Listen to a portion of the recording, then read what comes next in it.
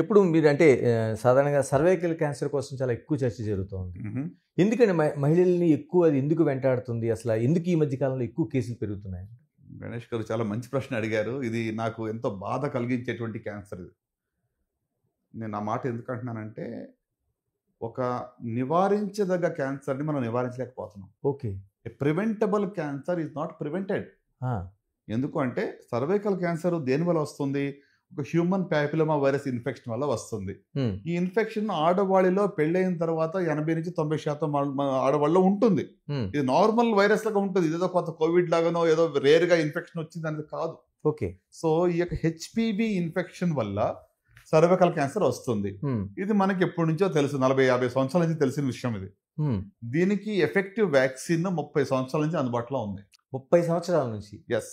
2095 నుంచి 2000 లోపల ఎన్నో ఏదో ఒక చిన్న బ్యాడ్ ఇన్సిడెంట్ జరిగింది 15 సంవత్సరాల క్రితం, ఎవరికో ఒక వ్యాక్సిన్ తీసుకుంటే జ్వరం వచ్చింది, దాన్ని కొంచెం సెన్సేషనలైజ్ చేసుకుని ఎవరికి వాళ్ళు రాంగ్ అపోహాలు పెట్టుకుని ఈ వ్యాక్సిన్ తీసుకుంటే జబ్బు. ఇప్పుడు చాలా మంది కోవిడ్ గురించి అట్లీస్ట్ ఏంటి, కోవిడ్ వ్యాక్సిన్ చాలా హరీడ్గా వచ్చింది 1-2 years లో. ఈ వ్యాక్సిన్స్ 25 ఏళ్ళు 30 ఏళ్ళు హిస్టరీ ఉంది.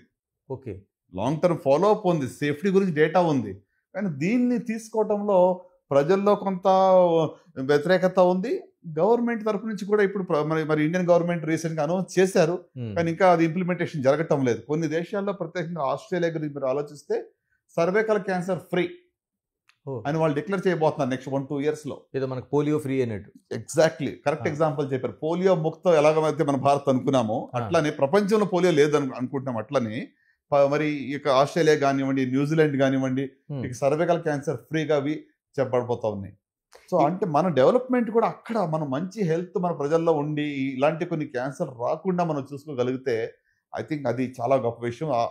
అంటే ప్రజలందరూ కూడా దీని నుంచి అవగాహన కలిగి ఈ యొక్క హెచ్పివి వ్యాక్సినేషన్ గురించి, మరి అంటే అమ్మాయిలకు between 9 to 12 years are before marriage ఈ వ్యాక్సిన్ ఇవ్వడం అనేటువంటిది చాలా చాలా ఇంపార్టెంట్. ఐ థింక్ ఈ మెసేజ్ అనేది ఎక్కువ మందికి రీచ్ అవ్వాలని నేను కోరుకుంటున్నాను. ఏంటండి ఇది హెచ్పివి వైరస్ ఏంటి? అందులో 16 and 18 అని చెప్తున్నారు. ఏంటండి అసలు ఇది? అంటే ఇప్పుడు మన కోవిడ్ గురించి మీరు చూసారు, చాలా వేరియంట్స్ ఉంటాయి కదా. ఒక వైరస్ వచ్చింది అనుకోండి, కొన్ని రోజుల తర్వాత ఆ వైరస్ రెసిస్టెన్స్ బాడీలో వస్తుంది కాబట్టి అది కూడా మార్పు చెందుతూ ఉంటుంది. ఓకే. వైరస్ నెక్స్ట్ జనరేషన్ వచ్చేటప్పటికి వేరియేషన్ ఉంటుంది, దానికి వేరియంట్స్ ఉంటాయి, రైట్? అట్లనే ఇప్పుడు ఇక హెచ్పివి కూడా ఒక వైరస్ ఇది. సో హ్యూమన్ ప్యాపిలోమా వైరస్ పేరులోనే ఉంది. సో ఇది కూడా డిఫరెంట్ వేరియంట్స్ ఆర్ దేర్. 16, 18, 33, 35 అట్లా సుమారుగా ఒక 30 to 40 టైప్స్ ఉన్నాయి. కానీ మోస్ట్ కామన్ అనేటువంటిది ఒక 9 వైరస్లు ఉన్నాయి. వీటిల్లో కూడా 16, 18, 33, 35 అనేది సర్వసాధారణంగా 80% ఆఫ్ ద క్యాన్సర్స్ కి ఈ 4 కారణం. అంటే ఆడవాళ్ళలో ఉంటుంది ఇది, ఆడవాళ్ళలో ఉంటుంది, మగవాళ్ళలో కూడా ఉంటుంది ఇన్ఫెక్షన్. అంటే హెచ్పివి ఇన్ఫెక్షన్ మగవాళ్ళలో కూడా రావచ్చు. ప్రత్యేకంగా ఇప్పుడు మీరు అమెరికా లాంటి దేశంలో చూస్తే అబ్బాయిలకు కూడా హెచ్పివి వ్యాక్సినేషన్ ఇస్తారు. ఎందుకు అంటే ఓరల్ క్యాన్సర్స్ కానివ్వండి, జెనైటల్ వార్ట్స్ కానివ్వండి, లేకుంటే ఏనల్ వార్ట్స్ కానివ్వండి, ఇవన్నీ కూడా ఈ యొక్క హెచ్పి వల్ల వస్తూ ఉంటాయి, ఓరల్ క్యాన్సర్స్ కొన్ని వాళ్ళలో. సో దానికోసం అబ్బాయిలు కూడా మ్యాండేటరీగా ఇస్తున్నారు. మనకి rationing of the available vaccine, ఉన్న వ్యాక్సిన్ అందరికీ అందుబాటులోకి ఇవ్వడం లేదు కాబట్టి మనం అబ్బాయిలకి మ్యాండేటరీగా ఇప్పుడు ఇవ్వటం జరగటం లేదు ఇక్కడ. సో అమ్మాయిలు కూడా వ్యాక్సినేషన్ ఎంతమంది తీసుకుంటున్నారు మన దేశంలో? Not even 5%. ఓన్లీ 5%. చాలా అంటే బాధాకరమైన విషయం. అంటే ఇది యూనివర్సల్ ఇమ్యునైజేషన్ ప్రోగ్రాంలో పెట్టడం జరిగింది ఇప్పుడు. అంటే ఇదేదో కొత్తగా వచ్చింది తీసుకోవాలా వద్దని అపోహలతో కూడింది కాదు.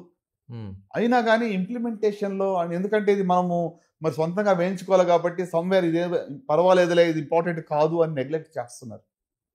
సో ఈ వ్యాక్సిన్ ఖచ్చితంగా తీసుకోవాలనేది నా యొక్క సలహా. మరి మన ప్రేక్షకులకి ప్రత్యేకంగా నేను చెప్పేది ఏంటంటే, మీకు తెలిసిన 10 మందికి చెప్పండి హెచ్పి వ్యాక్సిన్ తీసుకున్నారని మెసేజ్ మీరు పాస్ ఆన్ చేస్తే మరి నిజంగా ఇది ఒక క్యాన్సర్ని మన జీవిత కాలంలో లేకుండా చూడొచ్చు. అంటే 100%. సర్వైకల్ క్యాన్సర్ని ఒక చరిత్రగా చేసే ఆవిష్కారం మన చేతిలో ఉంది.